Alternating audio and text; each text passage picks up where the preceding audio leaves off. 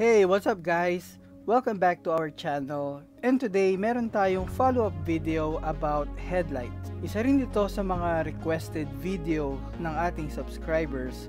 So today, I'll teach you how to adjust your headlights.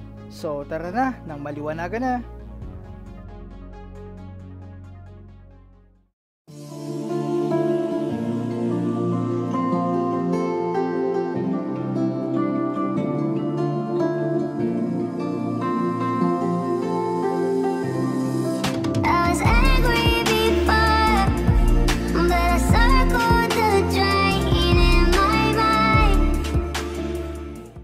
So before we begin, konting trivia muna tayo.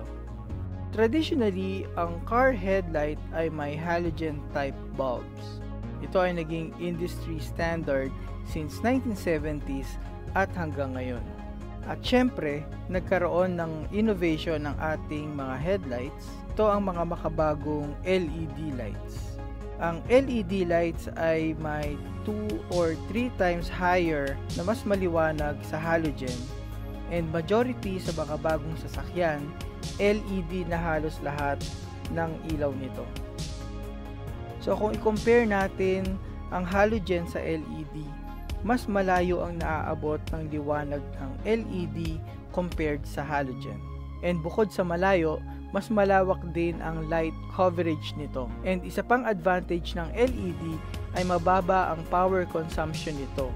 So, maraming car owners ang nag-upgrade into LED bulbs. Ang problem nga lang, hindi nila na-adjust ang beam pattern or yung headlight alignment. So, ito ay nagkukos ng sobrang glare na nakakasilaw na para ka na rin na flashback. So, marami ring factors or reason bakit nami-miss-aim ang mga headlights. Pwedeng kapag nalulubak or may mabigat kang dalas, may trunk, or kapag malambot or flat ang iyong gulong. 5 months ago, gumawa tayo ng LED headlight conversion video, kaya lang hindi ko na isama kung paano na i-adjust ang headlight alignment. So today, yan ang gagawin natin ngayon. Tuturuan ko kayo kung paano i-adjust ang alignment ng ating headlight. First, you need a wall and a flat surface. So since walang wall dito sa parking namin, good thing na merong gate na pwede naman natin siyang gamitin. So ilapit nyo lang ang yung sasakyan as close to the wall and make sure na naka-on ang ating low beam.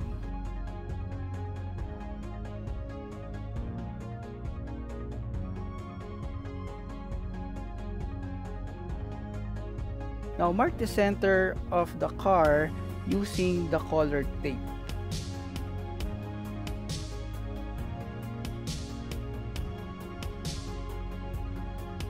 Then, lagyan din ng tape ang horizontal middle ng headlight.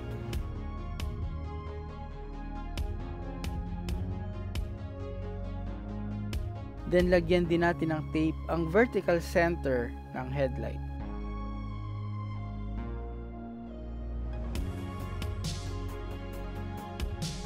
Now, i-atras sa sasakyan for about 25 feet away from the wall.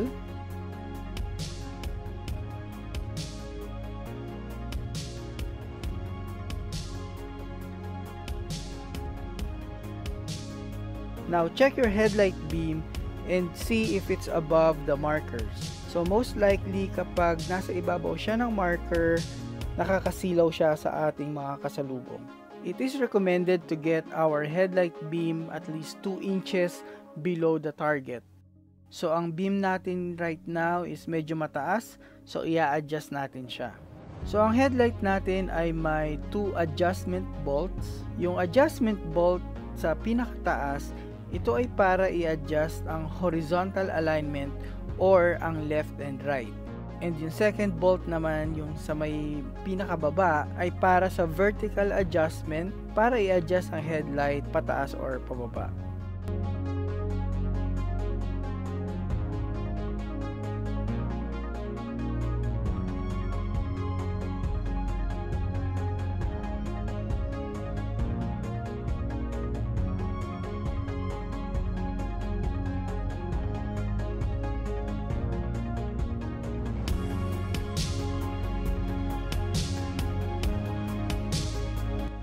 Okay guys, so i-adjust natin ang driver side.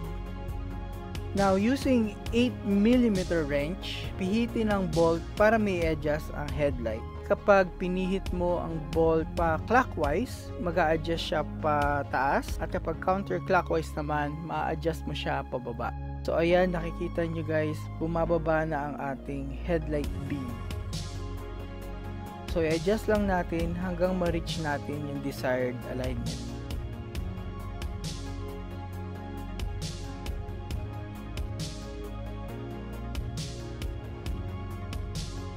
Okay, now let's go and do the same sa my passenger side.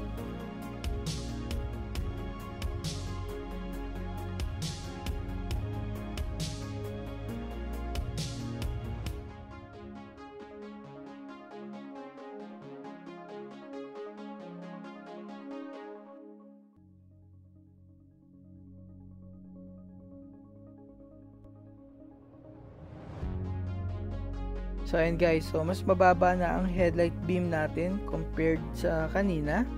So now we are sure na hindi tayo nakakasilaw lalo sa ating mga kasalubong sa daan. Now here's a bonus tip for you guys. Yung rear view mirror natin ay merong anti-glare hinge sa ilalim. Ito ay useful kapag merong naka-high beam or masyadong maliwanag na ilaw sa likod ng sasakyan natin. Now here's an example. So you are driving at night and then may sasakyan sa likod mo na naka-high beam. So all you need to do is to adjust yung anti-glare.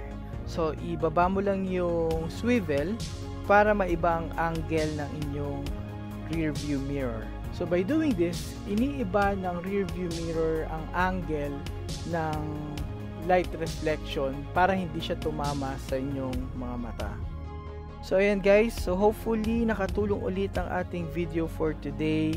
Thank you so much for watching, and if you like this video, please hit the thumbs up button and subscribe to my channel and click the bell icon para ma-notify ka every time na meron tayong bagong video sa ating channel. So again, this is Dan of Carbits. Stay healthy, drive safe, and God bless, and I'll see you on our next video.